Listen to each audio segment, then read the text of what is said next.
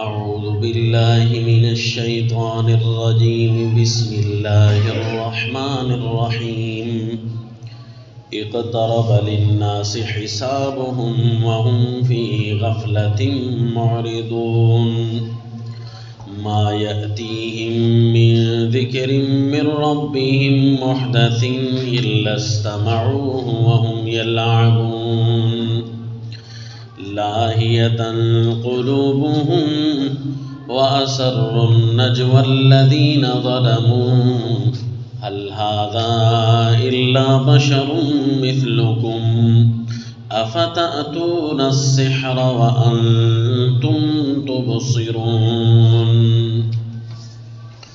وصلى الله على النبي الكريم۔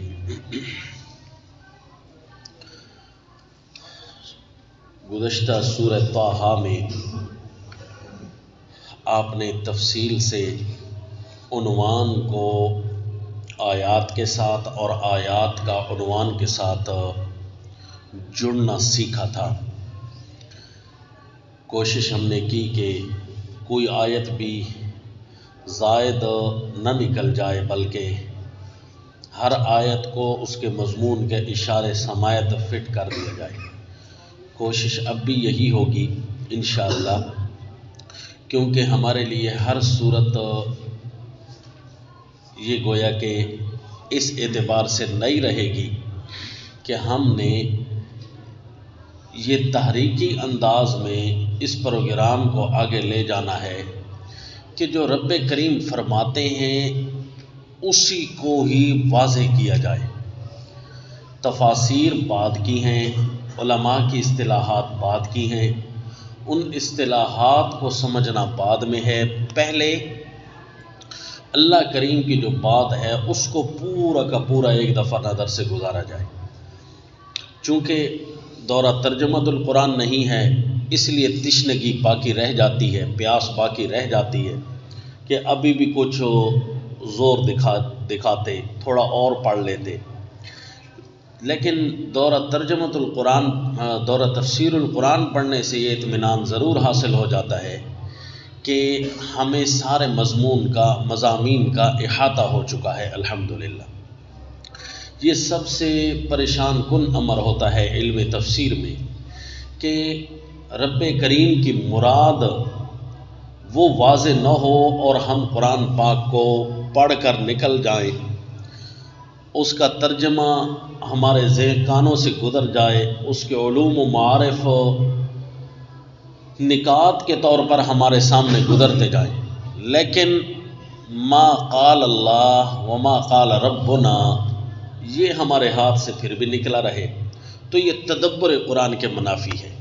لہذا دور تفسیر میں ہمارا زور اس بات پر ہوگا، تحریکی بنیادوں پر ہوگا، اور ہر دور تفسیر میں اور ہر ساتھیوں کو اور ہر عالموں کو بھی یہی درخواست ہوگی کہ وہ مضامین کا استحضار ثابت کریں، پکا رکھیں، اور چونکہ یہ امر مشکل ہے اس کے اشارات کثیرہ آپ کو جو ملیں گے تو وہ تفسیر جواہر القرآن میں، تفسیر بے نظیر میں، یہاں پر آپ کو کثیر ملیں گے، پھر درجہ ثانیہ میں دوسرے درجے میں آ کر باقی جتنے بھی خلاصہ جات ہیں علماء کرام کے، ہمارے اکابرین کے، وہاں سے بھی آپ کو بہت کچھ سمجھ آ جائے گا۔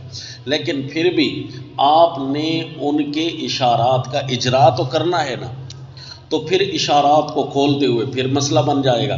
تو ہم کوشش کریں گے کہ دورہ تفسیر القرآن میں ان اشارات کو کھولیں۔ اسی لیے شیخ القرآن مولانا غلام اللہ خان رحمہ اللہ انہوں نے پنجاب میں یہ طرز متعارف کرائی تھی، تو وہ جب دورہ تفسیر القرآن پڑھا رہے ہوتے تھے تو اساتذہ فرماتے ہیں، اور ان کا ریکارڈڈ بھی ملتا ہے، کہ دورہ ترجمۃ القرآن ان میں بہت کم ہوتا، لیکن اس کے باوجود بھی اتنا زیادہ وقت لگ رہا ہوتا، تو آخر وہ کن چیزوں پر ہے؟ تو اس لیے حضرت شیخ القرآن رحمہ اللہ کا مشہور فقرہ اساتذہ ہمیں سنواتے تھے کہ یہ صورت کے اندر یاد کر لینا کہ اس کے اتنے حصے ہیں، اتنے دلائل عقلیہ ہیں، اتنے دلائل نقلیہ ہیں، اور یہ ربط نامی ہے۔ صرف یہ یاد کر لینے کا نام دورہ تفسیر تو نہیں ہے، یاد کرنا تو ہے۔ اصل دورہ تفسیر کیا ہوگا کہ ان کا انطباق منطبق ہو، پوری فٹنگ ہو رہی ہو، کوئی جملہ زائد نہ جا رہا ہو.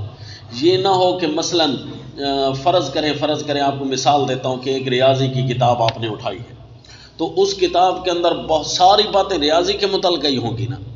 اب کوئی ایسی تو نہیں جملہ آ جائے کہ آپ درمیان میں پکڑ کر بیٹھ جائیں کہ بھئی یہ تو ہمارے یہاں معاشرتی علوم کی باتیں یہاں کیسے آ گئیں، یہ جملہ ہے یہ ہمیں نہیں پتہ چل رہا کہ یہ علم ریاضی میں کیوں آیا. تو اسی طرح کتاب اللہ کی بہت ساری آیتیں، چونکہ یہ کلام الملوک ہے، بادشاہوں کا کلام ہے اور ملوک الکلام ہے، کلاموں کی بھی بادشاہ ہے، تو اس لیے اس کے کنائے اور اشارے اور اس کے بدائع اور اس کی بلاغات اتنی کثیر ہیں کہ بندہ چنگا بھلا دماغ اس کا کھپ جاتا ہے کہ جب وہ اللہ تعالیٰ کی ان باتوں کے تہ تک پہنچنے کی کوشش کرتا ہے، کہاں کہاں تک اشارے لگ رہے ہیں. ایک تو ہے نا سادہ انداز میں بھی کوئی پڑھنا چاہے تو مطلب قرآن اسے بھی سمجھا دیتا ہے، لیکن جو ہے کہ وہ اس مزاج سے پڑھنا جس مزاج سے منزل من اللہ ہے، اس کے لیے دور تفسیر ہے.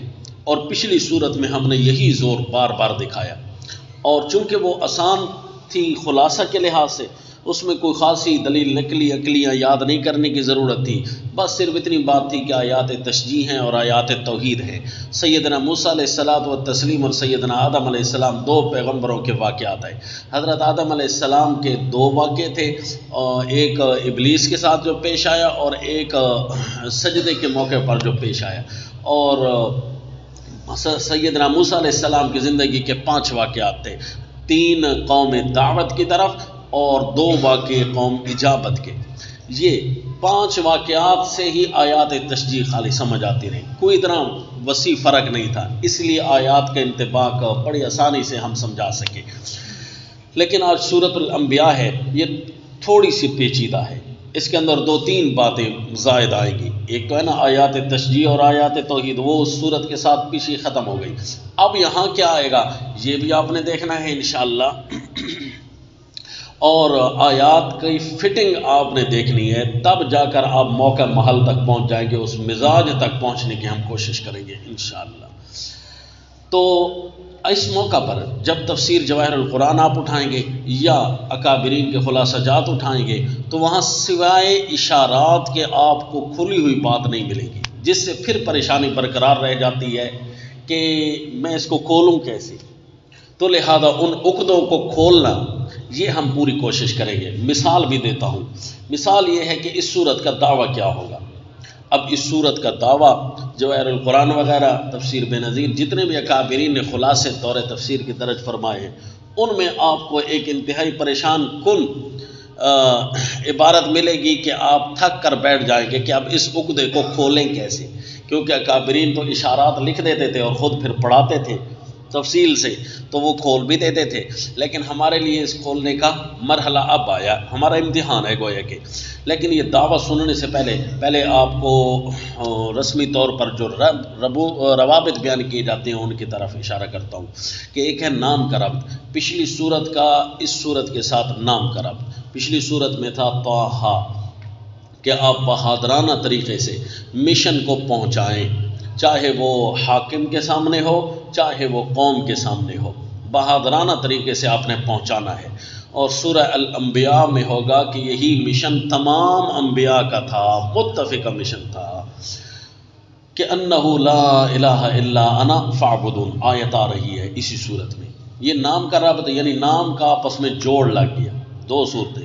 کیونکہ پہلے بھی نقطہ بتایا تھا ربط بیان کرتے ہوئے کہ یہ روابط کیا ضروریہ میں سے ہے یا غیر ضروریہ اصطلاحات ہیں. تو یہ یاد رکھیں ضروری اصطلاحات ہیں، کیونکہ اللہ کریم نے ترتیب نزولی کے ساتھ صورتیں رکھنے کا حکم تو نہیں کیا، بلکہ ترتیب کتبی الگ ہے اور ترتیب نزولی الگ ہے.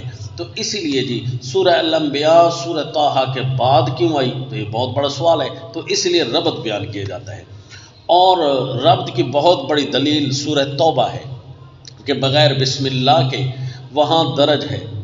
تو بغیر بسم اللہ کے چونکہ موجود ہے نا، تو اس لیے کہ بسم اللہ وہاں نازل بھی نہیں ہوئی اور اس کو الگ حیثیت سورت کا درجہ بھی دیا، حالانکہ پچھلی سورت میں بھی مضمون جہاد فی سبیل اللہ ہوگا، سورہ الانفال میں، اور سورہ توبہ میں بھی جہاد فی سبیل اللہ ہے۔ تو سورت برات کا رکھنا ہی ربط کی بہت بڑی دلیل ہے۔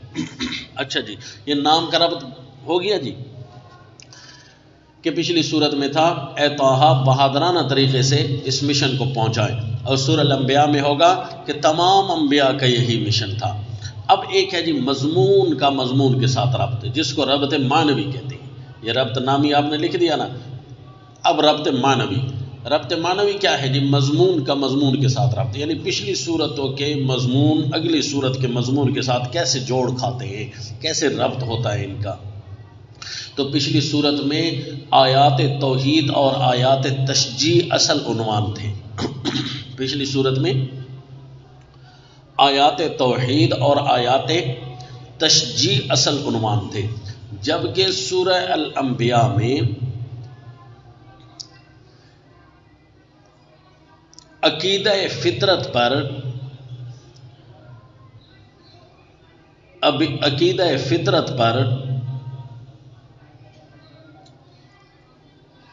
غفلت سے بیدار ہونے کا حکم ہے، غفلت سے بیدار ہونے کا حکم ہے،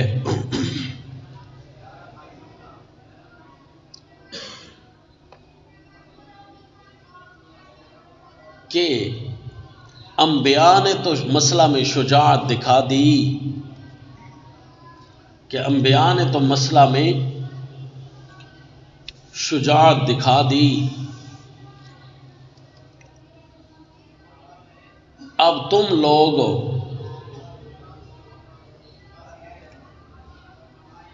اس کے جواب میں بیدار رہنا، غفلت نہ برتنا، اس کے جواب میں بیدار رہنا، غفلت نہ برتنا۔ اچھا جی، میری طرف دیکھیں تو ایک طرف سے میں آپ کو دوبارہ سمجھا دوں، مضمون کا مضمون کے ساتھ کیسے رابط لگا کہ پچھلی صورت میں آیات تشجیع اور آیات توحید تھی کہ بہادرانہ طریقے سے مشن کو انبیاء نے پہنچایا۔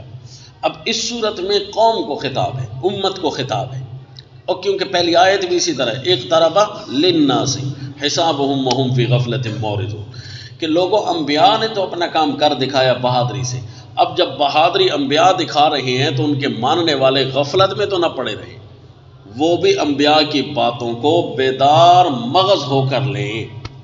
تو بڑا بہترین عنوان ہے کہ فَسَتَعْلَمُونَ، اب دیکھو نا پچھلی صورت کی آخری آیت اور اگلی صورت کی جو پہلی آیت ہوتی ہے وہ تقریباً ربط معنوی کی طرف خود اشارہ کر جاتی ہے، یعنی ہم یہ ربط معنوی کہاں سے ڈھونڈتے ہیں؟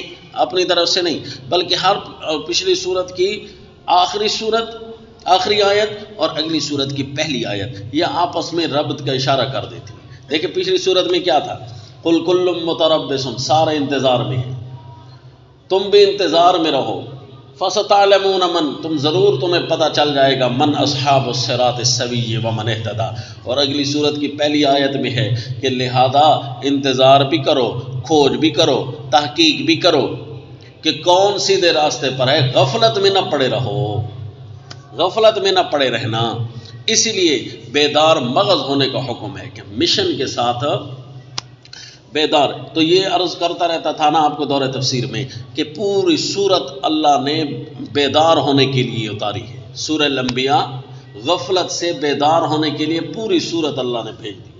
یہ سورہ الانبیاء ہے، آدھے پارے پر مشتمل ہے، اور اس کے اندر عجیب عجیب موڑ آئیں گے، جوڑ آئیں گے۔ ایک تو ہے نا سفر سیدھا ہو، جس طرح پچھلی صورت میں بات ایک شروع ہوئی تھی تو سفر بالکل سیدھا تھا، بڑا آسان تھا، اور یہاں کچھ ایسے جوڑ لگیں گے، کچھ موڑیں آئیں گی، تو اللہ کریم عجیب عجیب پیرایوں میں مسئلے کو بھیجیں گے۔ تو یہ گاڑی یوں سمجھو تفسیر کی سیدھی نہیں چلے گی، بلکہ یوں کافی اس کے اندر زگ زیگ آئیں گے، کافی راستے آئیں گے۔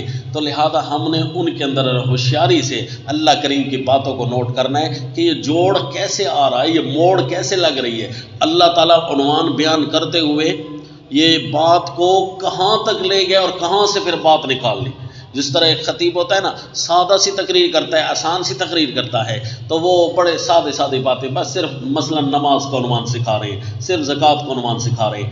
اور ایک خطیب ایسے ہوتے ہیں کہ ایسے عجیب پیرایوں میں خطاب کرتے ہیں کہ قوم جو ہے آشش کر اٹھتی ہے کہ یہ جناب فکرہ کہاں سے لیا اور مطلب کہاں سے نکالا۔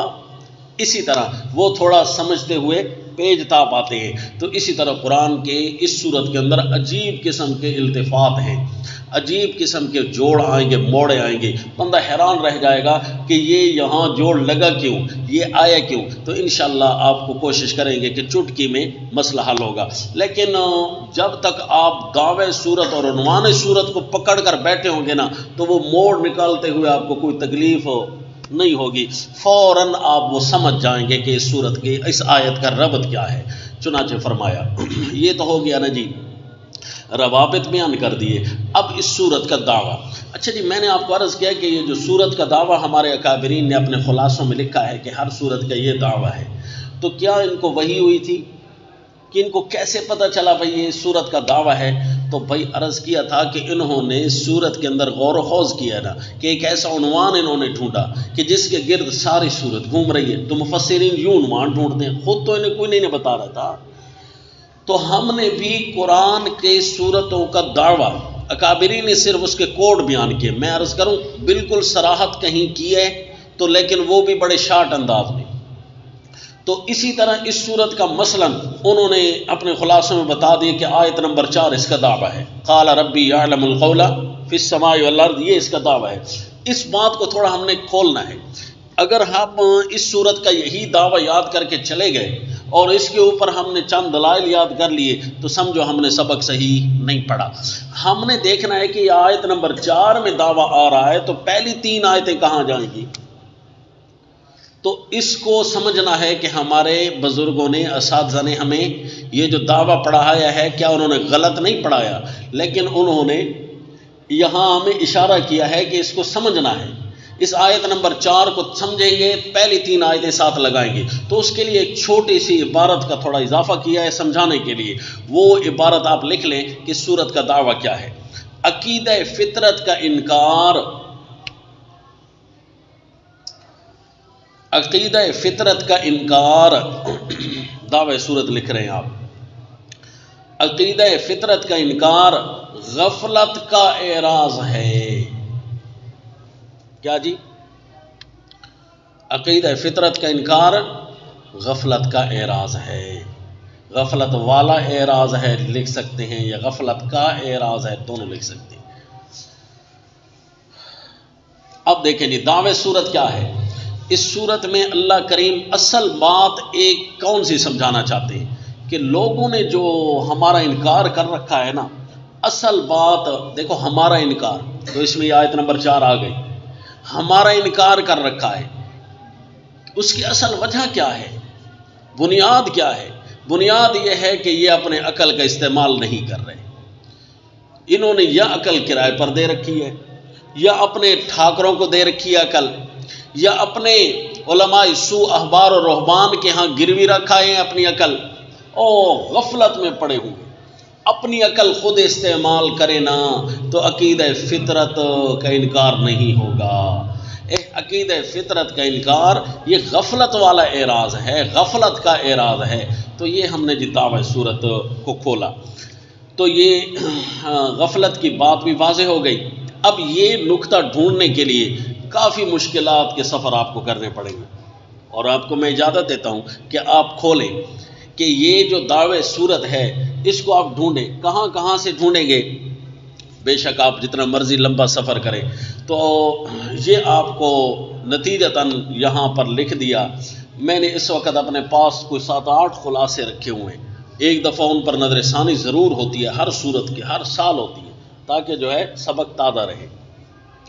تو یہ جی دعوی صورت آپ نے لکھا، اور یہ آپ کو اس لیے بار بار سمجھا رہا ہوں کہ تھوڑی مشکلات جہاں جہاں مجھے پیش آئی ہیں آپ کو پیش نہ آئیں، کیونکہ میں بڑا پریشان رہا ان امور پر، تو آپ کم از کم پریشان نہ رہیں۔ اچھا جی، تو یہ ہو گیا روابط کے ساتھ دعوی صورت۔ دعوی صورت کے بعد اگلا مرحلہ آتا ہے جی تقسیم صورت کا، کہ اس صورت کے اندر وجہ ضبط کے طور پر تقسیم ہمارے ذہنوں میں آ جائے۔ تو جی اس صورت کے اندر دعوے صورت کے ساتھ ساتھ 3 عقلی دلائل آئیں گے. کتنے جی؟ اور 11 نقلی دلیلیں آئیں گی. 3 عقلی دلائل اور 11 نقلی دلائل. اچھا جی، عقلی اور نقلی کی اصطلاح آپ دیگر اساتذہ کرام سے پڑھ چکے ہوں گے، مختصراً میں بھی آپ کو دہرا دیتا ہوں کہ دلیل عقلی کسے کہتے ہیں اور دلیل نقلی کسے کہتے ہیں. دیکھو نا جی، کسی بھی مقدمہ کو ثابت کرنے کے لیے دلائل دیا کرتے ہیں. مثلاً آپ دنیا کی عدالتوں میں جاتے ہیں نا، تو کوئی مقدمہ چل رہا ہوتا ہے تو اس پر وکلاء بحث کر رہے ہوتے ہیں، تو وکلاء جو دلیل دیتے ہیں نا، وہ 3 قسم کی دلیل دے رہے ہوتے ہیں. مثلاً ان کی ساری بحث کا محور 3 قسم کے دلائل ہوتے ہیں. جو 3 قسم کے دلائل پورے نہ کر سکے نا، تو ان کا مقدمہ لڑنے کا انداز بڑا کمزور ہوتا ہے، ان کے اندر سکم آ جاتا ہے. کہا جاتا ہے کہ وکیل صاحب آپ نے تیاری صحیح نہیں کی. تو جی 3 قسم کے دلائل ہوتے ہیں. ایک دلیل ہوتی ہے وہ عقلی دلیل دے رہے ہوتے ہیں کہ جج صاحب فلاں بندہ قاتل ہے، اس کی میرے پاس عقلی دلیل ہے کہ یہ بندہ فلاں گھر میں، دیکھا تو نہیں ہے میں نے اپنی آنکھوں سے اس کو قتل کرتے ہوئے، لیکن عقلی دلیل ہے، فلاں گھر میں یہ داخل ہوا جہاں مقتول ہوا تھا بندہ، اس کے ہاتھ میں آلہ قتل بھی تھا، اس کے علاوہ گھر میں کوئی بھی نہیں تھا، گھر جاتے ہوئے بھی دیکھا گیا اور یہ خود بھی مان رہا ہے کہ ہاں میں گھر گیا تھا فلاں وقت میں، اور اس کے بعد جب یہ گھر سے باہر نکلتا ہے تو اس کے ہاتھ میں آلہ قتل وہی موجود تھا، خون آلود موجود تھا، اور وہاں اندر لوگوں نے دیکھا تو بندہ تڑپ رہا تھا. تو عقل اس بات کا فیصلہ، اچھا یہ غصے میں بھی تھا، صبح لڑا بھی تھا اس کے ساتھ. اچھا اب یہ عقل اس بات کا تقاضا کر رہی ہے کہ قاتل یہی ہے، اگر یہ قاتل نہیں ہے تو اس عقلی دلیل کا رد کریں. پھر دوسرے وکیل کو بلایا جاتا، او جی رد کرو اس کی دلیل کا، ہو سکتا ہے یوں نہ ہو سکتا ہے یوں نہ ہو، وہ سارے عقلی دلائل پیش کرو نا. اس نے تو اپنی عقلی دلیل پیش کر دی ہے اور کافی جو ہے معنی خیز بات کی ہے اس نے. تو یہ عقلی دلیل ہوتی ہے. کیا ہوتی ہے جی؟ عقلی دلیل. تو دوسری قسم کی دلیل وہ یہ پیش کرتا ہے نقلی دلیل. نقلی دلیل کسی مقدمہ کو ثابت کرنے کے لیے یہ ہوتی ہے کہ مثلا وکیل کہتا ہے جی میں نے جو آج کیس اپلائی کیا ہے، اسی قسم کا کیس فلاں وکیل صاحب نے فلاں عدالت میں کیا تھا، بعین ہی صورت ایک جیسی ہے، وہاں بھی اس کیس کے حق میں فیصلہ ہوا تھا، لہذا بغیر بحث کیے آج میرے حق میں فیصلہ کر دیا جائے. میں نے نقل پیش کر دی ہے فلاں واقعے کی، اور فیصلہ سنانے والے پچھلے کیس میں بھی آپ خود تھے، تو لہذا آج بھی. تو جج وہاں بند ہو جاتا ہے کہ اگر میں اس کو غلط کہتا ہوں تو پچھلا فیصلہ بھی غلط ہوتا ہے پھر. تو اس کو کیا کہتے ہیں جی؟ نقلی دلیل. اچھا جی، تیسری قسم کی دلیل یہ ہوتی ہے دلیل وحی، اس کو کہتے ہیں.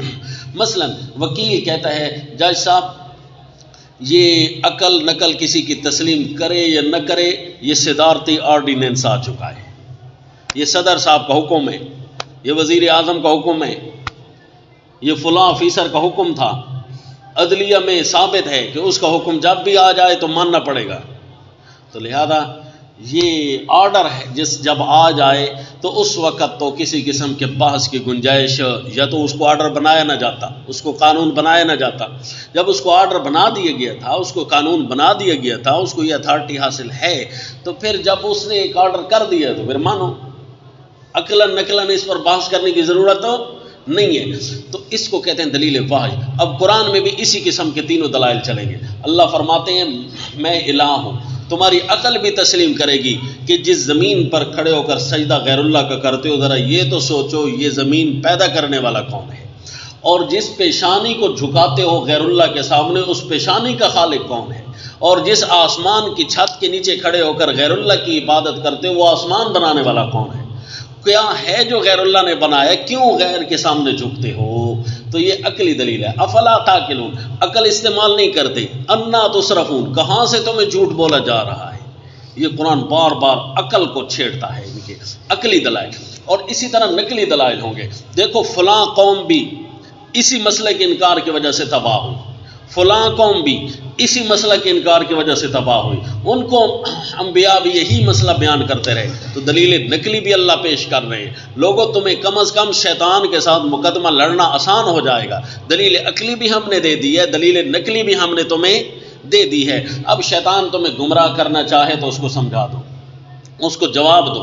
اور ایک ہوتی ہے دلیل واج. اللہ فرماتے ہیں میں خالق ہوں نا، میں مالک ہوں نا تمہارا، یہ میرا آرڈر ہے. انا انزلنا الیک الکتاب بالحق فاعبد اللہ. ہم نے قرآن نازل کیا ہے، لہذا غیر اللہ کی عبادت چھوڑو، ہماری عبادت کرو. عقل نقل تمہارا تسلیم کرے یا نہ کرے، ہمارا آرڈر ہے، بس مانو. میں اللہ کے حکم کی خلاف ورزی نہیں کر سکتا. اے میرے پیغمبر آپ یہی فرمائیں، قل افغیر اللہ تأمرونی اعبد ایھا الجاہلون انی اخاف ان عصیت ربی عذاب یوم عظیم.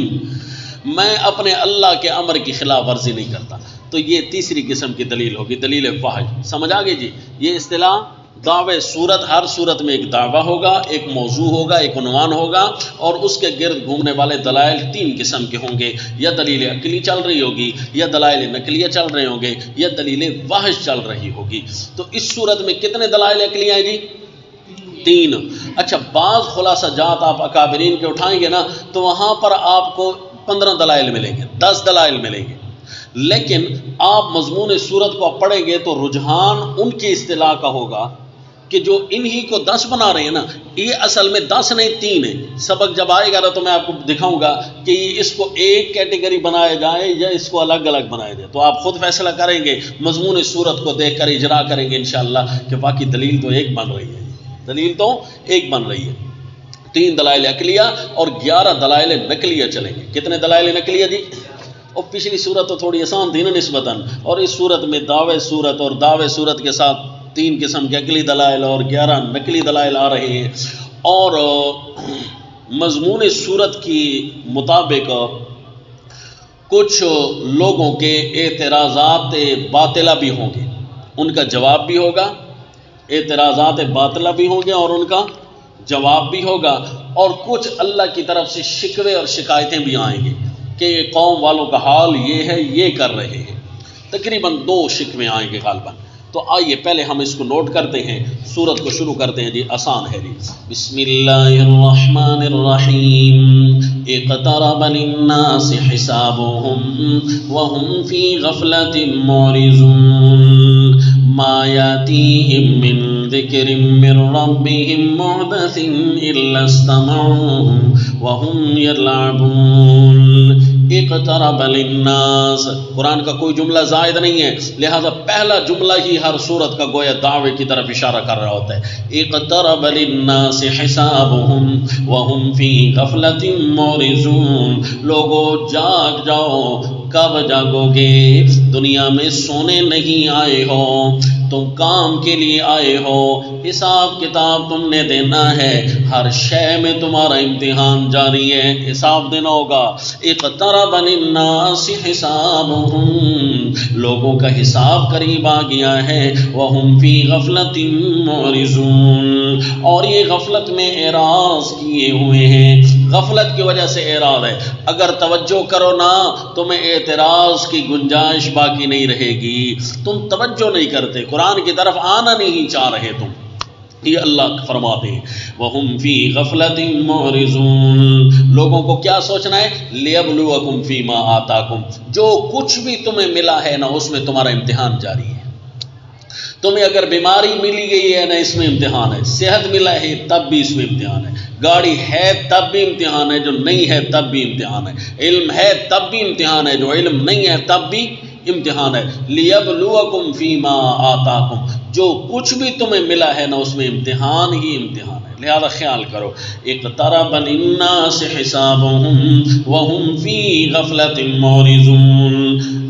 جب بندہ غفلت میں ہوتا ہے تو چھوٹی چھوٹی باتیں اس سے اوجھل ہو رہی ہوتی ہیں، اور جب بیدار ہوتا ہے نا تو چھوٹی چھوٹی بات کو بھی وہ نوٹ کر رہا ہوتا ہے. تو اس صورت میں آئے گا ہر ایک بات کی طرف توجہ کرو. ما یاتیہم من ذکر من ربہم محدث الا استمعوه وهم یلعبون. ان کے پاس ان کے رب کی طرف سے کوئی بھی نئی بات آ جاتی ہے، کوئی بھی نئی نصیحت یاد دلانے کے لیے، بیدار کرنے کے لیے، یاد دلانے کے لیے کوئی بھی نئی نصیحت آتی ہے، الا استمعوه، اس کو سن لیتے ہیں، وهم یلعبون، اس کے باوجود وہ کھیل میں لگے ہوئے ہیں.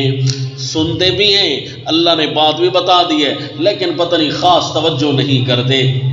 حالت یہ بن جاتی ہے کہ لہو و لعب میں مشغول ہو جاتی ہیں، اللہ کی باتیں سن کر اللہ کی باتوں کے ساتھ کھیلنے لگ جاتے ہیں۔ کھیل کو جس طرح بندہ پوری توجہ نہیں دے سکتا، کھیل ایک ایسی چیز ہے نا، صرف بندہ کھیل کے لیے رکھتا ہے، اس کو بندہ زندگی کا اوڑھنا بچھونا تو نہیں نہ بنا لیتا، اس کو صرف فریشمنٹ کے لیے، انٹرٹینمنٹ کے لیے رکھا جاتا ہے۔ تو کتاب اللہ کی نصیحتوں کو صرف کھیل کود کے لیے تم نے رکھا ہے۔ وَهُمْ يَلْعَبُونَ، یہ کہ ہم صرف سن لیں بس اور کوئی کام نہیں کرنا، یہ لہو و لعب میں مشغول ہوتے ہو۔ اسی لیے ہم کہتے ہیں کہ مقررین کی تقریر آپ نے کیوں سنی؟ اس لیے سنی کہ وہ صرف لفاظ ہی اچھی کرتا ہے، یہ ترنم اس کی اچھی ہے، اس وجہ سے تو یہ تو لعب ہے، یہ تو کھیل ہے۔ اور حالانکہ کوئی کسی طرح بھی بات کر رہا ہو، چاہے وہ جیسی بھی بات کر رہا ہو اللہ کے دین کی، تو پورے انہماک اور توجہ سے سننی ہے، کیونکہ دین کی بات ہے، اس کو لہو کے طور پر تو نہیں سننا۔ اس کو سیٹ کر دو جی۔ إِلَّا اسْتَمَعُوهُ وَهُمْ يَلْعَبُونَ لَاهِيَةً قُلُوبُهُمْ، یہ ہر چیز کو بندہ لہو کیسے بناتا ہے، کب بناتا ہے؟ لَاهِيَةً قُلُوبُهُمْ، غفلت میں پڑے ہوئے ہیں ان کے دل۔ وَأَسَرُّوا النَّجْوَى الَّذِينَ ظَلَمُوا، ان کے کان تو کھلے ہیں لیکن دل والے کان نہیں کھلے۔ اگر دل کے کان کھلے ہوتے تو پھر یہ لہو و لعب میں نہ ہوتے۔ لہم قلوب لا یفقہون بہا ولہم آذان لا یسمعون بہا، کان تو ہیں لیکن سننے والے نہیں ہیں۔ وہ کان بھی کوئی سننے والے ہوتے ہیں جو سنی انسنی کر دیں، کان تو وہ سننے والے ہوتے ہیں جو اپنے سن کر بات دل میں داخل کر دے، سوچنے لگ جائیں، تفکرات میں آ جائیں، بھئی بات کیسی کر رہا ہے۔ دیکھو جی اللہ تعالیٰ کیسے عجیب انداز میں جگاتے ہیں۔ لاہیۃ قلوبہم واسروا النجوى الذین ظلموا، اچھا جی غفلت دین کے کاموں میں تو ہے لیکن شرکیہ امور میں غفلت نہیں ہے، نبی کی دشمنی میں غفلت نہیں کر رہے، وہاں تو پیش ہوتے ہیں۔ کیسے جی؟ وَأَسَرُّوا النَّجْوَى الَّذِينَ ظَلَمُوا، چھپا کر کرتے ہیں ظالموں نے، وَأَسَرُّوا النَّجْوَى، چھپایا انہوں نے مشورے کو، الَّذِينَ ظَلَمُوا، بے انصافوں نے، هَلْ هَذَا إِلَّا بَشَرٌ مِثْلُكُمْ، کہ یہ تو تم جیسا ایک بشر ہے۔ اور سوچتے تو کم از کم یہ تو نہ کہتے، یہ بغیر سوچ کے تمہارے زبان سے نکل رہی ہیں، ایک بشر ہے، بشر کی ہم بات کیوں مان لیں؟ حالانکہ یہ نہیں دیکھنا چاہیے، سوچنے والا تو یہ دیکھے گا، جو غفلت میں نہیں پڑا ہو وہ تو یہ دیکھے گا کہ کیا کہہ رہا ہے، وہ یہ نہیں دیکھے گا کہ کون کہہ رہا ہے، وہ یہ نہیں دیکھتا، یہ کہہ رہے ہیں یہ کون کہہ رہا ہے، یہ بشر ہے نا، لہذا ہم وہی مانتے نہیں ہیں۔ اوے عقل کے اندھو کیا کہہ رہے ہو؟ اللہ کی بات سنانے والا کوئی بھی ہو اس کی بات تو مان لیتے ہیں، بھئی یہ بشر ہے اس وجہ سے ہم نہیں مانتے۔ حل ھذا، اس کا مطلب ہے یہ عقل سے پیدل ہے، حل ھذا الا بشر مثلکم، یہ کہتے ہیں کہ یہ تم جیسا ایک بشر ہے اس لیے ہم بات نہیں مانتے، یہ کوئی عقل سے تو نہیں کہہ رہے، یہ تو تمہاری غفلت ہے۔ افتأتون السحر وَأَنْتُمْ تُبْصِرُونَ، تم آپ پھنسے ہو اس کے جادو میں، جادو جھوٹ کو کہتے ہیں نا، تو تم یہ نبی کے مشن کو جھوٹ کے ساتھ تعبیر کرتے، لیکن جھوٹ بھی ایسا جو جادو جیسا ہو، کیونکہ جادو ایسا ہوتا ہے نا جس کا اثر ہو جاتا ہے، تو اس کا مطلب ہے یہ ایسا جھوٹ بولتا ہے کہ ہم اس کے اثر کے نیچے آ جاتے ہیں، نعوذ باللہ، یعنی اتنا بڑا بہتان لگا رہے ہیں رسول اللہ صلی اللہ علیہ وسلم پر۔ افتأتون السحر، پچھلی صورت میں آپ پڑھ چکے، جادو جھوٹ ہوتا ہے، جادو وہ لاٹھیاں سانپ نہیں بنا کر دی بلکہ لوگوں کو محسوس ہوتا ہے کہ سانپ بن گئے، اگر سچ ہوتا تو وہ اصل لاٹھیاں سانپ بن جاتی نا، اس کا مطلب ہے جادو ہوتا جھوٹ ہے، لیکن جھوٹ تو ہے نا، یہی اس کی حقیقت ہے کہ وہ جھوٹ ہے، اگر یہ بھی اس کی حقیقت نہ مانی جائے تو پھر سچ ہو جائے گا وہ۔ کفر اور شرک یہی حیثیت ہے نا کہ وہ کفر و شرک ہیں، تو اسی طرح یہ جادو کی یہی حیثیت ہے کہ وہ جھوٹا ہے اور جھوٹا اثر کرتا ہے، سچا اثر نہیں، معجزہ جو ہوتا ہے وہ سچا اثر کرتا ہے، اور جادو جو ہے جھوٹا اثر کرتا ہے، پر کرتا تو ہے نا اثر۔ جھوٹ بھی کسی کو متاثر تو کر بیٹھتا ہے، شرک والوں سے لوگ متاثر تو ہو جاتے ہیں، اگر اپنے عقل کو استعمال کریں تو پھر وہ سچ کو ڈھونڈ لیں گے، پھر متاثر نہیں ہوں گے۔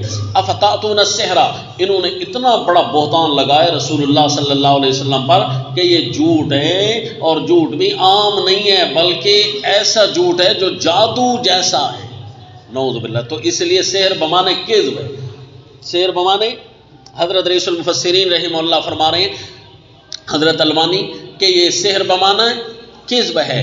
تو کذب ایسا جو جھوٹ، ایسا جو اثر انداز ہو جاتا ہے، بھائی اگلا اس سے بالکل فریفتہ ہو جاتا ہے اس کا، تو اس کا مطلب ہے کہ یہ جادو جیسا جھوٹ ہے، اس لیے بھائی انہوں نے جادو کہا۔ افتاتون السحر وانتم تبصرون، تم آنکھوں دیکھتے ہو اس کی باتیں، اور ایک دوسرے کو کہتے دیکھتے ہو تم، یعنی ایک دوسرے کو گویا یہ عقل مند بنا رہے ہیں کہ ہم غفلت سے ناشی نہیں ہے، یہ باتیں غفلت سے ہم نہیں کہہ رہے، ہم بڑی بصیرت کے ساتھ کہہ رہے ہیں، سوچ سمجھ کر۔ اس کو تو بصیرت نہیں کہتے جو جذبات سے ابری ہو، بصیرت تو اس کو کہتے ہیں جو دلائل سے ابری ہو۔ یہ کہتے ہیں دیکھ تو رہے ہو نا کہ جو بھی اس کے قریب جاتا ہے اسی کا ہو کر رہ جاتا ہے، دیکھ رہے ہو نا، تو یہ بشر ہو کر یہ ہمیں مطمئن کرتا ہے، یہ سوائے جادو کے کچھ نہیں ہے۔ قالا، اس نے جو کہا، وانتم، تو یہ لوگوں نے کیوں کہا جی؟ مشورے چھپا کر کیوں کیے انہوں نے کہ یہ بشر ہے؟ عقل سے کام اس لیے نہیں لیتے کہ بات ہی اس نے ایسی کر دی تھی کہ ان کے سارے مذاہب رد ہوتے ہیں، باطل ہوتے ہیں، اس لیے کہ انہوں نے کہا ربی یعلم القول فی السماء والارض، میرا رب جانتا ہے بات کو آسمانوں میں ہو یا زمین میں ہو، تمہارے مشوروں کو جانتا ہے، تمہاری حالتوں کو جانتا ہے، ہر ایک کی بات سنتا اور جانتا ہے، کیونکہ وہ السمیع العلیم، وہی اللہ ہے سننے والا ہر ایک کی بات کو، جاننے والا ہر ایک کے حال کو۔ جب اللہ کا نبی یہ کہتا ہے نا کہ اللہ ہی یہ کام کرنے والا ہے، بس یہ قوم والے لڑائی شروع کر دیتے ہیں۔ قوم والوں نے کہا یہ بشر ہے، قوم والوں نے کہا اس کی باتیں جادو ہیں، مشورے مشاورتیں شروع ہو گئیں۔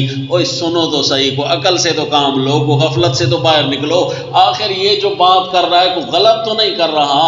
یہ سورۃ جن کا حوالہ ایک دفعہ نوٹ کر لیں، پھر انشاءاللہ یہ چلتا رہے گا، ہر وقت کام آئے گا آپ کے۔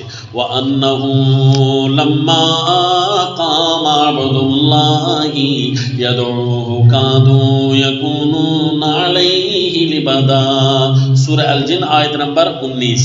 وَأَنَّهُ لَمَّا قَامَ عَبْدُ اللَّهِ، جب بھی اللہ کا بندہ کھڑا ہوتا ہے، يَدْعُوهُ، اللہ کو پکارنے کے لیے، كَادُوا يَكُونُونَ عَلَيْهِ لِبَدًا، سارے لوگ ہو جاتے ہیں، سارے لوگ ہو جاتے ہیں اس کے پیچھے جھرمٹ بنا کر، لوگ جھرمٹ بنا کر اس کے اوپر اکٹھے ہو جاتے ہیں، جیسے کوئی عجیب آئے۔ سریکی کی مثال ہے نا، نکپا نشارے نکل آ گیا، تو لوگوں کو اس پر اعتراض آنے لگ گیا، دیکھو جی نکو آ گیا ہے، اپنے اوپر اعتراض نہیں آتا کہ ہمارے ناک نہیں تھے۔ تو اسی لیے جب بھی کوئی اللہ کا بندہ بیان کرنے والا، مسئلہ توحید بیان کرنے والا آ جائے نا، تو لوگ اس کو ایسی عجیب نگاہوں سے دیکھتے ہیں، چوروں ڈاکوؤں کو چھوڑ دیتے ہیں، ایک دوسرے کی لڑائیاں چھوڑ دیتے ہیں، بس اسی اللہ کے بندے کے پیچھے کھڑے ہو جاتے ہیں۔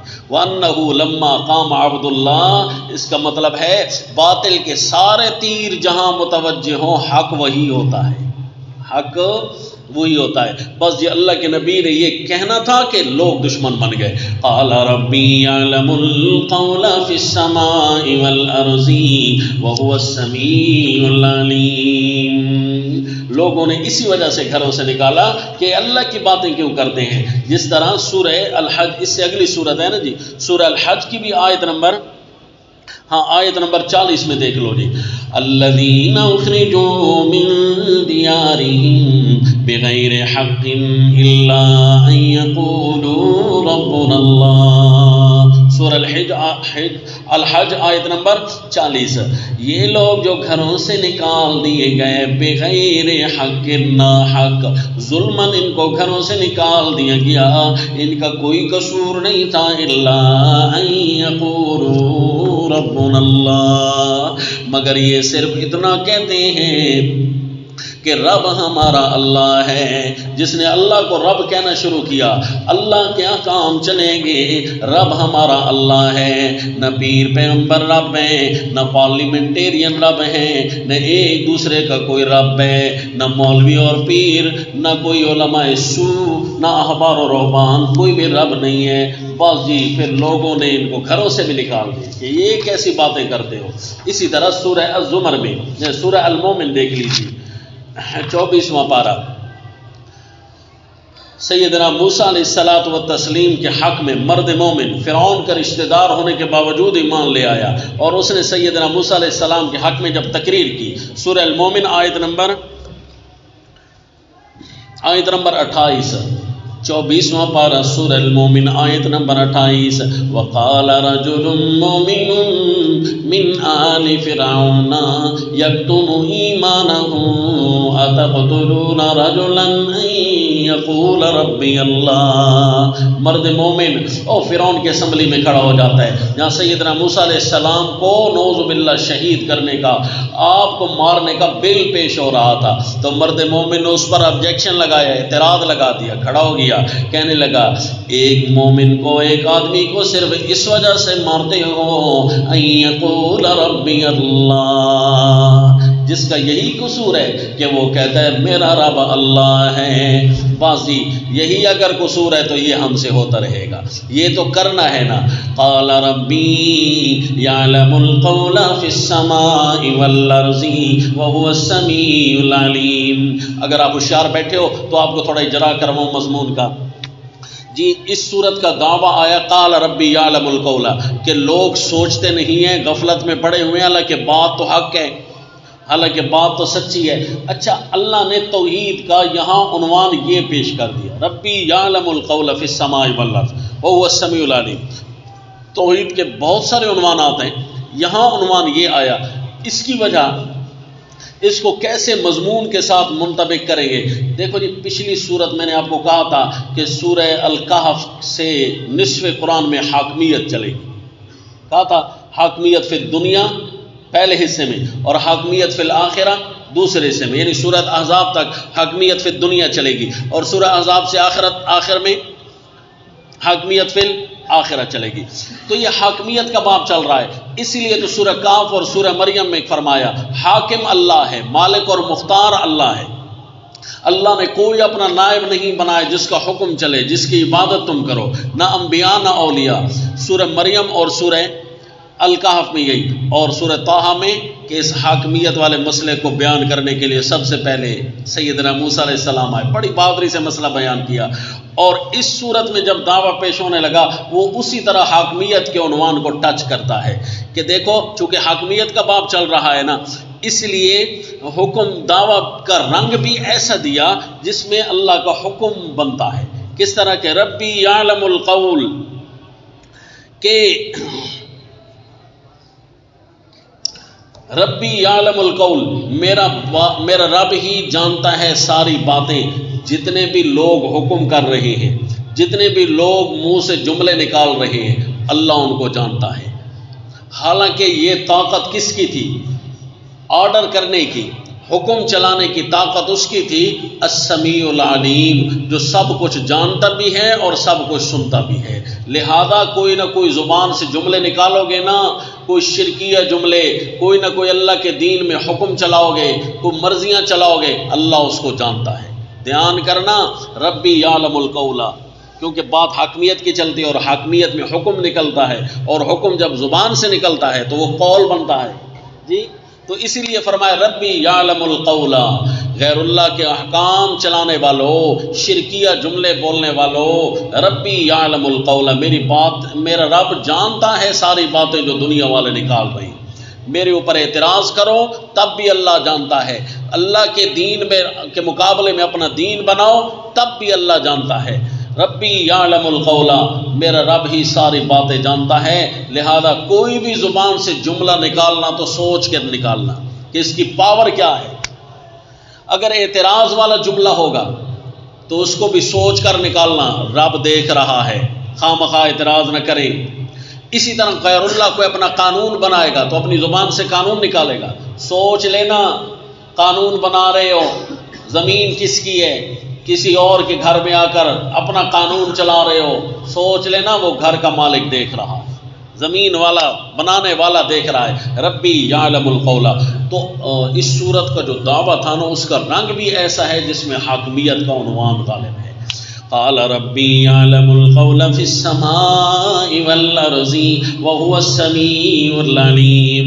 اس لیے آپ کو زور دے رہا ہوں کہ یہی اعتراض جب ذہن میں اٹھتے تھے نا تو میں اسی طرح آیات لے کر مختلف دروں پر جاتا ہے جی، مختلف اکابرین سے کسی بھی موقع پر ان کے ساتھ نشست ہو جاتی تو اسی طرح میں آیت سامنے رکھتا کہ حضرت ربی یعلم القول فی السماء والارض۔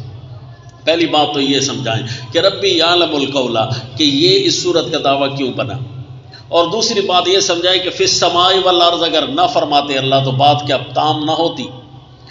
تو ایک جواب تو سادہ سا ہے کہ بھئی اللہ کی مرضی ہے، اللہ جو بھی فرماتے بھئی ہے تو مرضی اللہ کی تو اللہ کچھ فرمانا بھی تو چاہتے ہیں، کچھ اشارہ بھی تو دینا چاہتے ہیں، تو اللہ ہمارے اساتذہ اور بزرگوں پر رحم فرمائے کہ جنہوں نے ہمیں سمجھایا ہے ربی یعلم القول فی السماء والارض، کیونکہ حاکمیت کی بات چل رہی تھی نا، تو حاکم زمین پر کوئی اور ہو اور آسمان میں کوئی اور ہو یہ تو ہے نہیں، آسمان و زمین میں حکومت صرف ایک کے چل رہی ہے، لہذا یہ بات سامنے آئی وَهُوَ السَّمِيعُ الْعَلِيمُ۔ اور حاکم مطلق کے لیے ضروری ہے کہ اپنے محکوم کے ہر ایک حال کو جانتا ہو اور ہر ایک کی سنتا بھی ہو، واپسی سنتا بھی ہو۔ یہ ہمارے والے جھوٹے حاکم تو نہیں ہے نا کہ ہم کسی کا بھی حال دیکھتے نہیں ہیں کہ اب کن پر ٹیکس لگانا ہے نہیں لگانا، کوئی دے سکے گا نہیں دے سکے گا، یہ کہتے ہیں بھائی دے سکے گے کیوں جی، ہمارے خرچے تب پورے ہوتے ہیں، تو ایسا آرڈر نافذ کر دیتے ہیں۔ پتہ جو نہیں ہوتا جاہلوں کو کہ غریب عوام کا خون نکل آئے گا، پسینہ نکلے گا، روئیں گے تڑپیں گے، کیونکہ پتہ ہی نہیں ہوتا نا، اس لیے گندے گندے غلط برے برے قوانین بنا رہے ہوتے ہیں، جبکہ ہمارا رب جو ہے سچے قوانین ایسے بناتا ہے، اس کو ساروں کا پتہ ہے، کوئی بات ایسی نہیں دی، کوئی حکم ایسا نہیں نافذ کیا جس میں بندوں کا نقصان ہوتا ہو، جس میں بندوں کا نقصان ہوتا ہے وہاں سے منع کر دیا۔ گئے کھانے کا حکم دیا تو خنزیر سے روکا، ہم کہتے ہیں خنزیر سے روکا کیوں؟ سرچ کرو، تحقیق کرو، خنزیر کے اندر ایسے ایٹم پائے جاتے ہیں، ایسے ذرات پائے جاتے ہیں کہ اگر تم کھاؤ گے تو انسانی فطرت کے لیے نقصان دیں، انسانی صحت کے لیے نقصان دیں، اگر نہیں مزہ کر تو کھاؤ ان کے ٹکا ٹک، سمجھا جی۔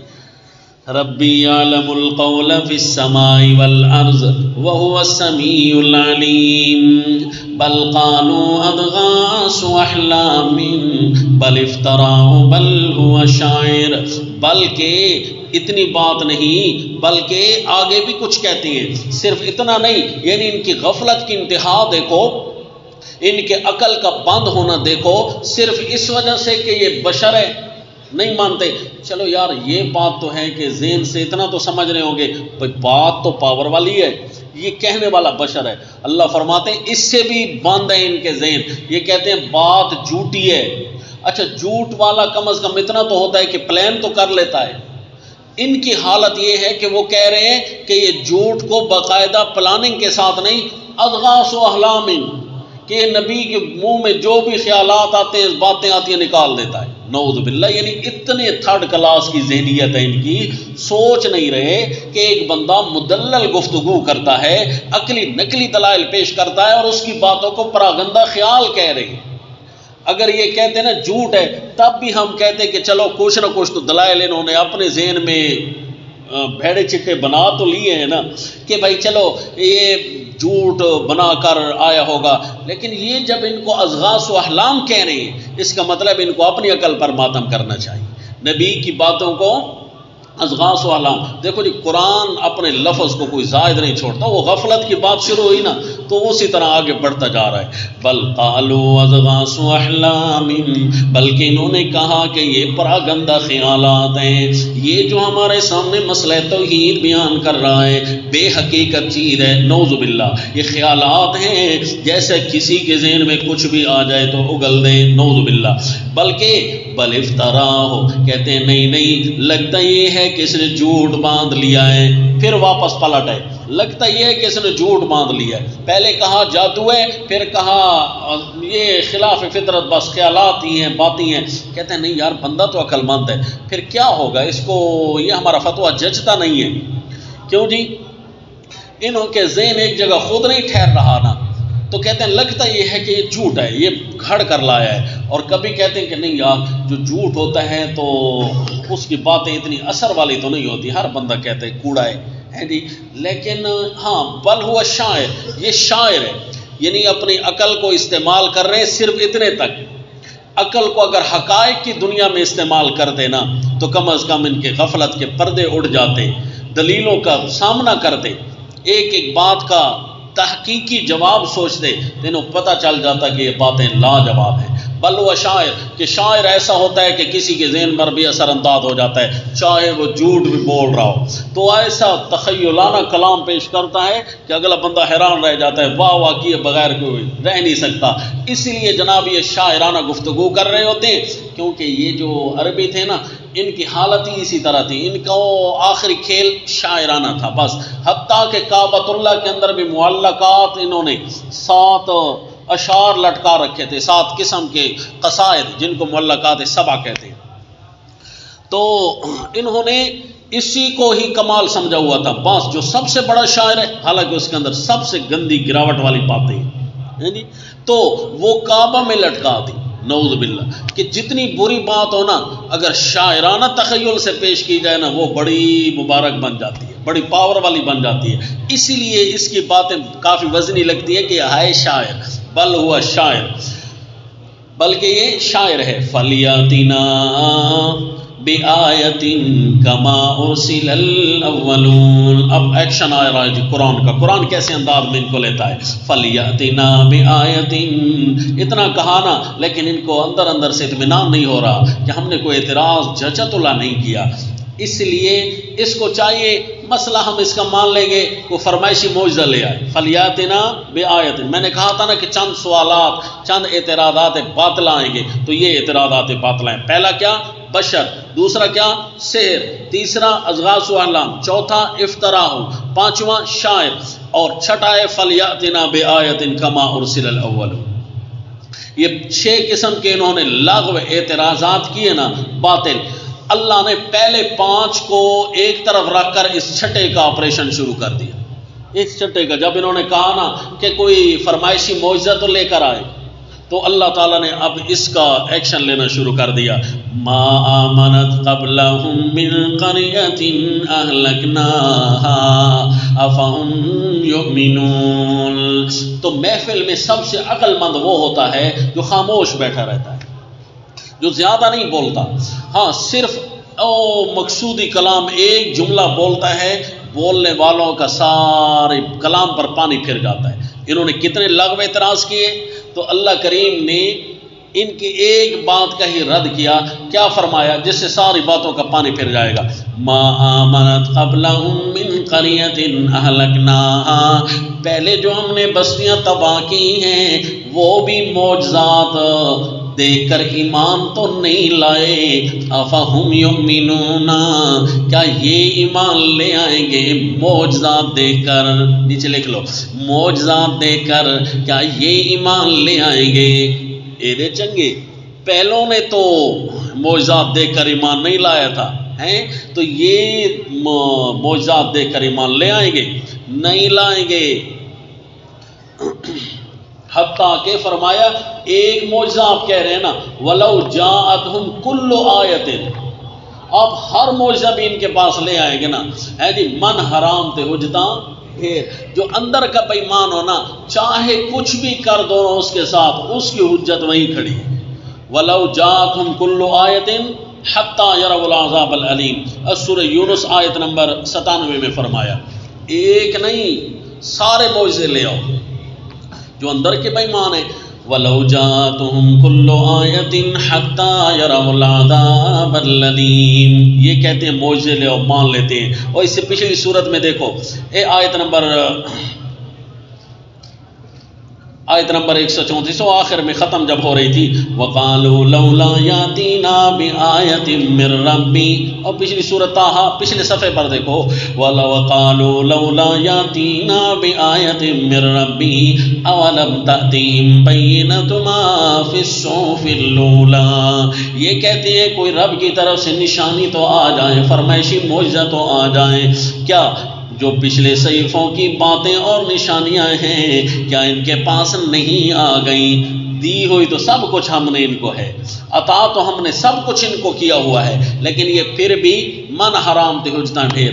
جب اندر جو ان کا بے ایمان ہے، اندر جو ان کی نیت خراب ہے، تو لہذا یہ مانگتے ہی جائیں گے، مانگتے ایک دلیل لے کر آؤ، یہ کہیں گے کوئی فرمائشی معجزہ لے آؤ نا، کوئی اور لے آؤ نا، کوئی یہ اور لے آؤ، حتیٰ کہ اس سے پچھلی صورت میں بھی اللہ کریم سب کچھ ان کا بتا چکے ہیں۔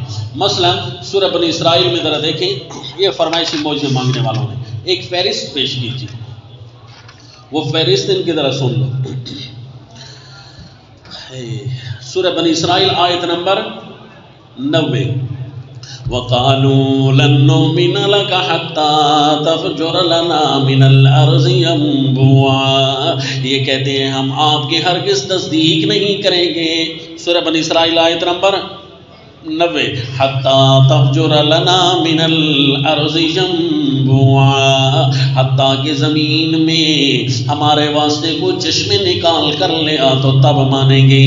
اَوْ تَكُونَ لَكَ جَنَّةٌ، سورہ بنی اسرائیل آیت نمبر 90، او تکون لک جنت من نخیل وعنب، ہماری فہرست میں ایک اور مطالبہ بھی ہے، یہ مشرکین نے ایک اور مطالبہ رکھا، صرف زمین کا چشمہ ابلتا ہوا سامنے نہ آئے، بلکہ آپ کے کوئی باغ ہونا چاہیے کھجوروں کا اور انگور کا، فتفجر الانہار خلالها تفجیرا، صرف اتنا بھی نہیں بلکہ بہائے تو اس کے بیچوں بیچ نہریں، فتفجر الانہار خلالها تفجیرا، مکہ کی اس پتھریلی زمین میں کھجوروں کے اور انگوروں کے باغ لگ جائیں اور درمیان میں نہریں جاری ہو جائیں، تب ہم تجھے مانیں گے۔ او تسقط السماء کما زعمت علینا کسفا، یا ہمارے پاس ہمارے اوپر آسمان گرا دے جس طرح کہ تیرا خیال ہے، تو کہتا ہے نا نہیں مانو گے تو عذاب آ جائے گا، لے آنا عذاب کا کوئی ٹکڑا ہمارے اوپر تو سامنے آ جائے۔ او تأتی باللہ والملائکۃ قبیلا، یا اللہ کو ہمارے سامنے لیا یا فرشتوں کو ہمارے سامنے لیا، نعوذ باللہ، ہے جی ذات دی پدی تیالنا شتیر نال، ہیں مشرک اور بندے نبی ہیں، کہتے ہیں کہ ہمارے سامنے اللہ آئے اور ہمیں براہ راست وحی کرے۔ او تأتی باللہ والملائکۃ قبیلا، یا لے آئے اللہ کو سامنے یا فرشتوں کو لے آئے سامنے۔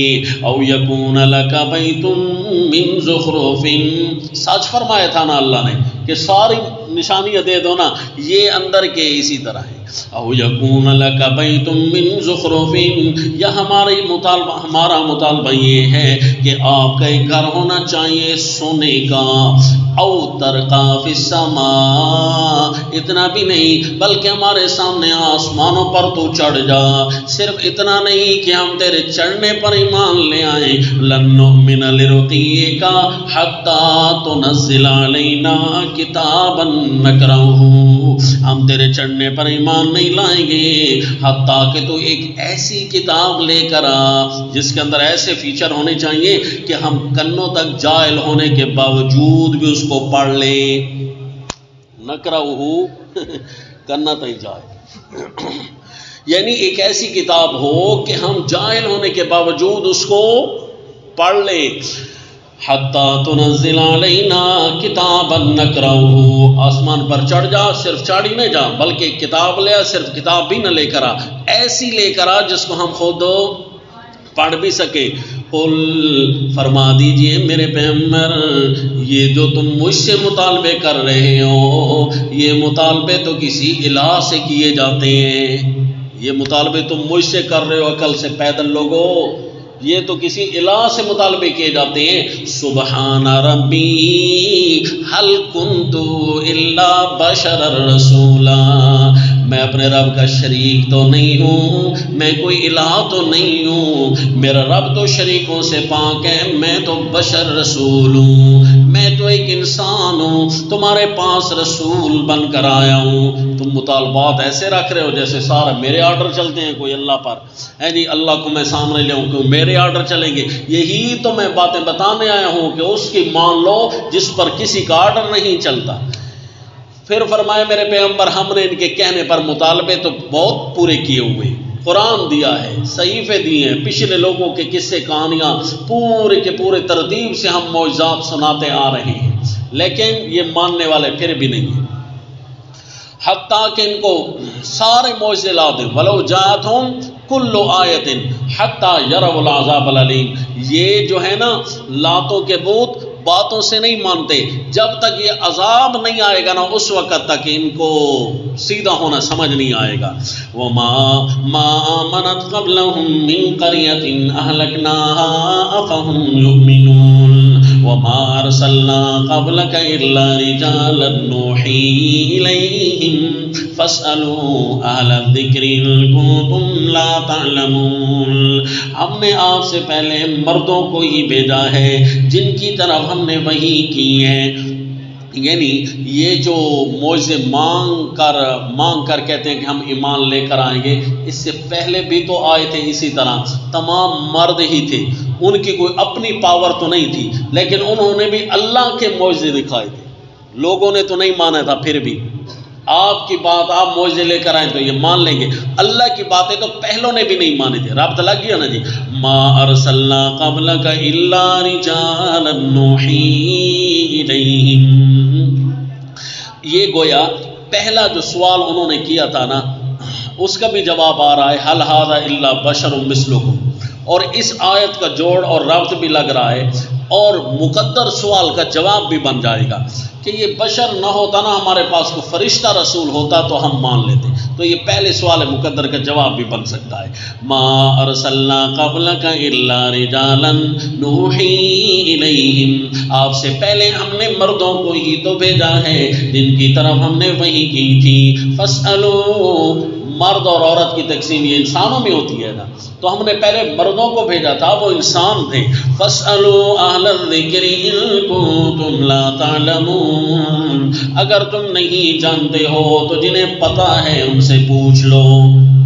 فاسألوا اہل الذکر، اس کا مطلب ہے جو بھی اہل الذکر ہوں ان سے سوال کرنا شرک نہیں ہے، کفر نہیں ہے، جن کو پتہ ہونا دلائل کا ان سے بات پوچھی جا سکتی ہے، اللہ جو خود فرما رہے ہیں فاسألوا اہل الذکر ان کنتم لا تعلمون، ثبوت تقلید ہو رہا ہے جی۔ وما جعلناهم جسدا لا يأكلون الطعام وما كانوا خالدين، ایک اور بھی سوال بن سکتا ہے، اس سوال کا جواب اللہ پہلے دے رہے ہیں، سوال بن سکتا تھا نا ان کا کہ یہ پھر کھانا کیوں کھاتا ہے، یہ کھانا اسی طرح کہتے تھے نا مشرکین، یہ کھانا کھاتا ہے، بازاروں میں چلتے ہیں، نبی ہوتا تو کوئی ایسی چیز ہوتا کہ کھانا تو کم از کم نہ کھاتا، فرمایا جن کو پہلے ہم نے نبی بنا کر بھیجا ہے ان کو ہم نے کوئی ایسا جسم تو نہیں بنایا تھا، ان کے کوئی ایسے بدن تو نہیں بنائے تھے کہ لا یاکلون الطعام، جو کھانا نہ کھاتے ہوں، اور اعتراض کرو کوئی غفلت والے نہ ہو، کوئی عقل والے اعتراض ہو، یہ بھی کوئی تمہارے اعتراض ہیں۔ وما كانوا خالدین، یہ تیسرا بھی سوال بن سکتا تھا نا، وہاں سے سوال مقدر بن سکتا تھا، اللہ پہلے جواب دے رہے ہیں کہ یہ کیسا انسان ہے، اس پر بھی تو اسی طرح موت و حیات ہے جس طرح کہ ہمارے اوپر ہے، اگر نبی ہوتا تو ہمیشہ ہمیشہ کے لیے زندہ رہ جاتا، فرمایا پہلے جتنے نبی آئے ہیں وہ تو ہمیشہ زندہ نہیں رہے، کوئی عقل سے بات کرو، ما کانوا خالدین۔ اچھا جی، بات وہی چل رہی ہے کہ فرمائشی معجزہ کوئی نہیں لے کر آتا، یہ تو پہلے انبیاء کرام وہ بھی اپنی طاقت سے تو نہیں لے کر آئے، وہ انسان تھے، کھانا کھاتے تھے، ہمیشہ والے جسم بھی ان کے پاس نہیں تھے، وہ بھی کوئی اپنی طرف سے معجزے تو نہیں لے کر آتے تھے، وہ اللہ کی طرف سے لے کر آتے تھے۔ قوم نے وہاں بھی نہیں مانا تھا، تم بھی نہیں رہے ہو، پھر ان کے ساتھ کیا ہوا جی؟ پھر اللہ نے انبیاء کو تو بچا لیا اور ان کی قوموں کو تباہ کیا۔ پھر اس کا مطلب ہے فرمائشی معجزہ تم مانگ کر تباہی کی طرف جانا چاہ رہے ہو۔ ثم صدقناہم الوعد فانجیناہم ومن نشاء، پھر ہم نے ان کے ساتھ وعدہ کو سچا کر دیا کہ ہم نے ان کو نجات دی۔ ہم نے ان کے ساتھ وعدہ کیا تھا کہ لأغلبن انا ورسولی، کہ میں اور میرے رسول غالب آئیں گے، ہم نے یہ وعدہ سچا کر دکھایا۔ ومن نشاء، ہم نے ان کو بھی نجات دی اور ان کو جن کو ہم نے چاہا تھا یعنی مومنین کو۔ وَأَهْلَكْنَا الْمُسْرِفِينَ، اور حد سے بڑھنے والوں کو ہم نے غارت کر دیا تھا، تباہ کر دیا تھا، ہلاک کر دیا تھا۔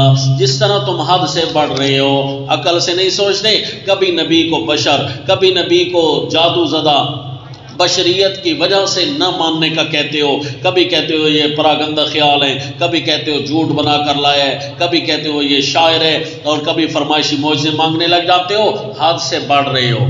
ہم نے پہلوں کو بھی تباہ کیا، لہذا تم اگر انصاف سے سوچو نا، فرمائشی معجزہ تم نہ مانگتے، کیونکہ اس سے بڑی چیز تمہارے پاس آ گئی ہے۔ وہ کیا جی؟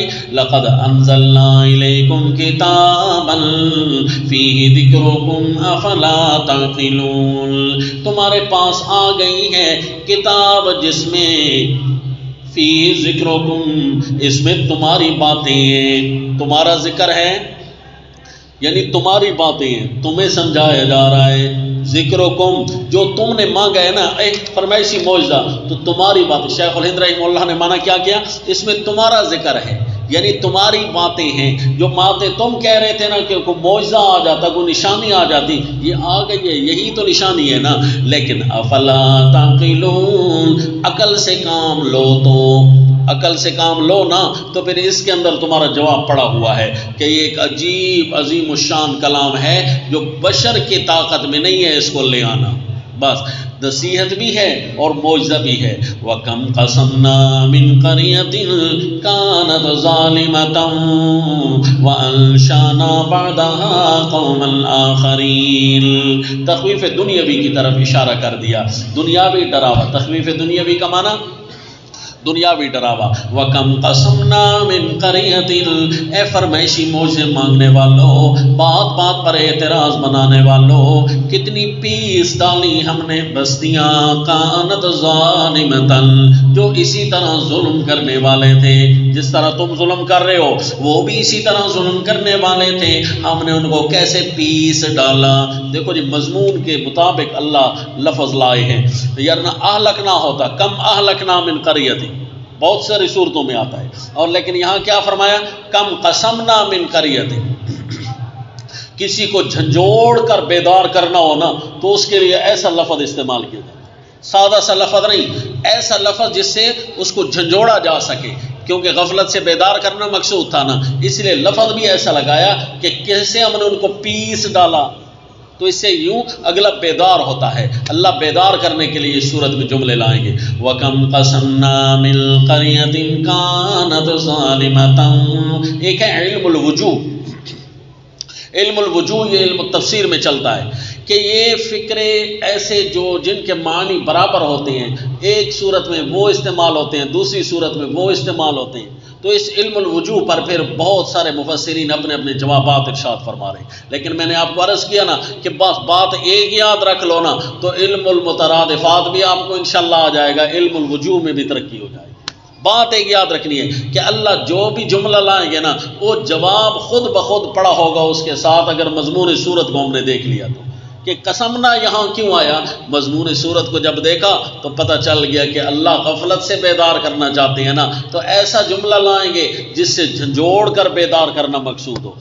وَكَمْ قَصَمْنَا مِنْ قَرْيَةٍ كَانَتْ ظَالِمَةً وَأَنشَأْنَا بَعْدَهَا قَوْمًا آخَرِينَ، جس طرح آپ میں سے کسی کو جگایا جائے، استاد جگاتے ہیں ایک ہی دفعہ میں اٹھ جاؤ تو آپ اٹھ جاتے ہیں، اور بعضوں کی حالت تو اسی طرح ہوتی ہے نا جس طرح آپ کو پتہ ہے، کافی کچھ ان کو قسمنا من قریۃ کانت ظالمۃ وانشانا بعدها قوما آخرین، اور اس کے بعد ہم نے پیدا کیا دوسری قوم کو، انشأنا، یہاں بھی لفظ کا جو خلقنا کی جگہ انشأنا کا لفظ بولا، کیوں جی؟ مضمون صورت کے مطابق ہے، کیونکہ ہم نے اٹھا کھڑا کیا ان کو، اٹھا کھڑا کیا، انشاء اٹھا کھڑا کرنے کو کہتے ہیں، اٹھا کر سلا نہیں دیا ہم نے ان کو کھڑا کیا ہے۔ سوچو، بولو، ڈھونڈو، کام کرو کہ غفلت میں تو نہ پڑے رہو نا۔ وَأَنشَأْنَا بَعْدَهَا قَوْمًا آخَرِينَ فَلَمَّا أَحَسُّوا بَأْسَنَا إِذَا هُمْ مِنْهَا يَرْكُضُونَ، جب انہوں نے ہماری آفت کی آہٹ پائی، بأسنا ہماری آفت کی آہٹ پائی انہوں نے، وہ جو ظالم قوم تھے نا، إِذَا هُمْ مِنْهَا يَرْكُضُونَ، پھر وہاں لگے ایڑیاں رگڑنے۔ پہلے تو غفلت میں پڑے رہے، جب آئی نا اللہ کی پکڑ تو پھر اللہ اللہ، اور لوگ کہتے ہیں نا زلزلے کے وقت لا حول ولا قوت الا باللہ، جیسے ہی زلزلہ ختم ہوا دوبارہ اسی طرح کاروبار جس طرح پہلے جھوٹ کا جاری تھا۔ اذا ہم منہا یرکضون، جب ہماری آفت کی آہٹ آتی ہے تو بھاگنے کیوں لگتے ہو؟ اس کا لفظی معنی تو ہوتا ہے نا ایڑیاں رگڑنا، مطلب یہ ہے بھاگنے لگنا، بھاگنے لگتے، بھاگتے کہاں ہو؟ لا ترکضو، ایڑیاں نہ رگڑو، بھاگو نہیں، ورجعوا الی ما اترفتم فی، اور جن چیزوں کی وجہ سے تم ہماری طرف آنے میں غفلت کی تھی نا، لوٹو نا انہیں چیزوں کے پاس جاؤ، اور جہاں تمہیں عیش دیا گیا تھا، وہ مکان، وہ تمہارے دنیا، وہ تمہارے پیسے اور وہ تمہاری کرسیاں کہاں ہیں؟ لوٹو نا، دیکھو نا ان کو کہاں پڑے ہوئے ہیں وہ مساکن الی ما اترفتم فیہ مساکنکم، ان میں تمہارے بڑے بڑے عیش و عشرت والے گھر بھی ہیں، جاؤ تو صحیح نا، لعلکم تسألون، شاید تمہارا کوئی پرسان حال وہاں موجود ہو، کوئی تو تم سے پوچھے نا بھائی تمہارا کیا بن رہا ہے، لیکن وہاں کوئی نہیں ہے جو ہمارا پوچھنے والا ہو۔ وہاں جب جائے تو ان کو ساری چیزیں ٹوٹی ملی، ساری چیزیں گری ہوئی ملی، ایک ایک چیز پھٹی ہوئی ان کو ملی۔ قالو، تو اس وقت انہوں نے کہا تھا، اب پچھتا کیا ہوتا ہے جی، جب چڑیاں چگ گئی کھیت، اس وقت وہ غفلت سے بیدار ہو رہے تھے اور کہہ رہے تھے یا ویلنا، ہے ہماری کم بختی، انا کننا ظالمین، واقعی ہم بڑا ظلم کر رہے تھے۔ فما زالت تلک دعواہم حتی جعلناہم حصیدا خامدین، پھر برابر جاری رہی ان کی یہی فریاد، فما زالت تلک دعواہم، پھر برابر جاری رہی ان کی یہی فریاد ہے، ہم ظالم تھے آئندہ نہیں کریں گے، ہم ظالم تھے آئندہ نہیں کریں گے، بچا لو بچا لو، نا جی، حتی جعلناہم حصیدا خامدین، حتیٰ کہ ڈھیر کر دیے گئے، حصیدن، جعلناہم ڈھیر کر دیے گئے، حصیدن کاٹ کر، خامدین بجھے پڑے ہوئے، اور کوئی چیز کاٹ کر راکھ بنا کر بجھا دی جاتی ہے نا، اس وقت جو ڈھیر کی شکل ہوتی ہے نا، ان کی بھی یہی حالت ہوئی کھڑی تھی۔ اللہ یعوذ باللہ، حتی جعلناہم حصیدا خامدین فما زالت تلک دعواہم حتی جعلناہم حصیدا خامدین۔ اللہ یعوذ باللہ، یہ سورت دیکھ لو نا جی، سورت دخان، یہاں پر ہے کہ اللہ ایک دفعہ تو ہمیں لوٹا، اللہ فرماتے ہیں ہم لوٹا بھی دیں تو کرنا تو تم نے اسی طرح ہے۔ یہ دیکھو سورہ الدخان 25واں پارہ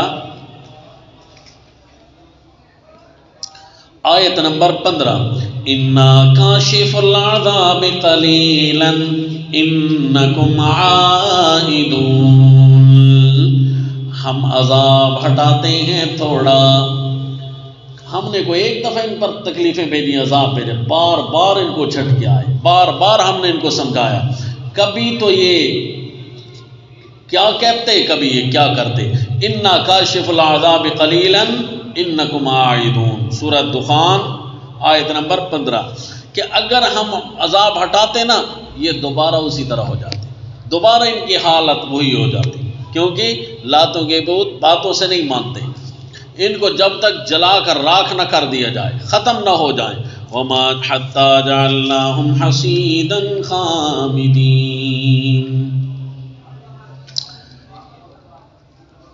اسی صورت کی آیت نمبر 17 میں یہی ہے کہ یا ویلنا قد کننا فی غفلت.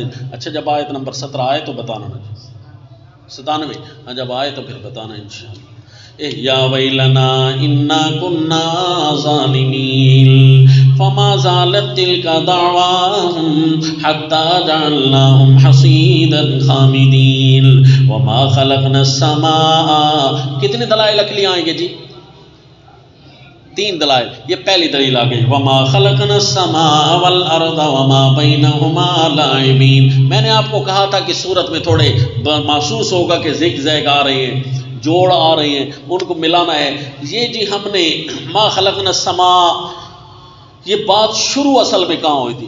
جب بندہ محفل میں بیٹھتے بیٹھتے تو سینکڑوں باتیں ہوتی ہیں نا، تو محفل میں بیٹھ کر جب ایک بات شروع ہوتی ہے نا تو اسی بات سے لنک لگتے لگتے بات کہیں جا کر اختتام ہوتی ہے. تو یہ بات شروع کہاں سے ہوئی تھی کہ اللہ فرما رہے ہو ما خلقنا السماء والارض. یہ بات اصل میں شروع یہاں ہوئی تھی جب انہوں نے کہا تھا نا کہ کوئی فرمائشی معجزہ کیوں نہیں آتا، ما آمنت قبلہم من قریۃ اہلکنا، اس سے پیچھے فلیأتنا بآیۃ کما ارسل الاول. بات یہاں سے شروع ہوئی تھی نا، تو اللہ نے اسی کا ایکشن لینا شروع کیا تھا.